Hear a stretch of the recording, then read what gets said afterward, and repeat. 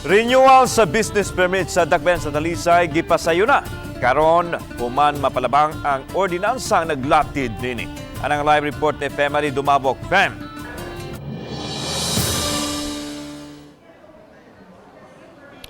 La namang ordinansahon nga giuyunan sa konseho ang streamlining the business permit and licensing system ang gilantawan nga makadani og daghang investors nga mobubo og puhunan sa Dakbayan sa Talisay.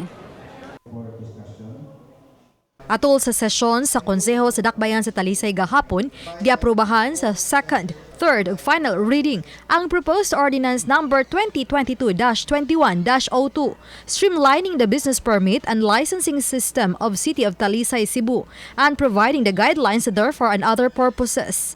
Bato sa nangamahan sa ordinansahon, Konsehal Eduardo Digul Gulyas III, Chairman sa Committee on Entrepreneurship, nga sa higayong mapirmahan na kini og mapatuman, mamahimo na unyang online ang transaction sa pagkuha ug pag-renew sa business permit o ubang licenses sa Talisay City Hall.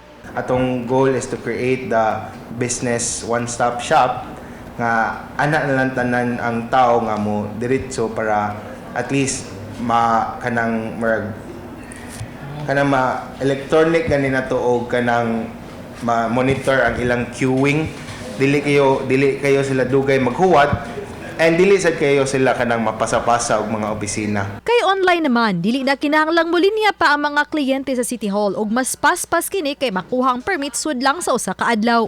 Laing gipasabot sa konsehal nga kalikayan ang pasangil nga may palusot nga mahitabo. Makagana sa mga uban investors nga mo ani sa Talisay and then mo invest dire or mo tukod sa ilang negosyo dire kay usa sayon ikuha og business permit. Mato ni Mary Jane Enrile, pangulo sa Talisay City Business Permit and Licensing Office, nga sayon ning tuiga gisugdan na nila ang pagpasayon sa proseso sa business permit. Kani adto moagi pa og 5 kabuhatan ang adtuon sa gustong mulukat og business permit.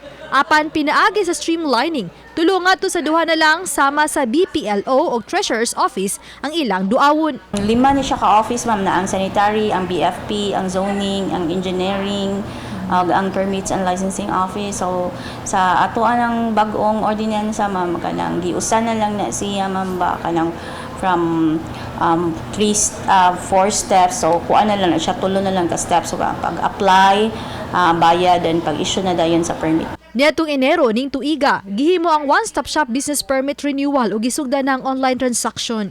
Gisubhan na usab kining server nga gigamit sa automated transaction. Giyang ko ninuon in Enrile nga gi-finalize sa web server diin adto mosud sa online transaction ang mga negosyante nga mulukat og business permit ug licenses.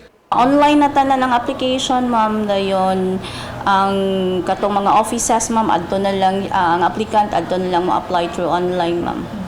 Kuhaon na lang para pagkuha sa permit ma'am. So mao na ang leaning ron, mao na siyang direction ron sa City of Talisay.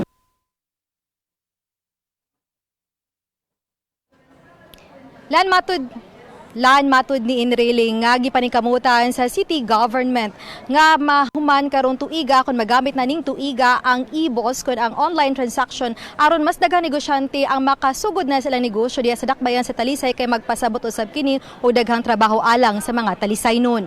Sa laing bahin lang dinhi sa tunay matangan karon dinhi sa usa ka universidad sa Dakbayan sa Subo, dinhi sa likod nga bahin kining gym sa sud nga bahin ni ini gipahigayon ongoing ang gipahigayon nga opisyal nga pagbukas sa pre-qualifying meet ala na kini sa palarong pangbasa diin dinhi nagtagbo ang mga best or ang mga gold medalist gikan sa Riyon 6, 7, 8 ug ang sa Riyon 9 aron usab ang moy modaog kanila mao imutigi na gyud ngadto sa palarong pambansa. Sugdan ang pre-qualifying meet ugma og tapuson kini karong Sabado. Lan? Okay, daghang salamat, Femari Dumabok.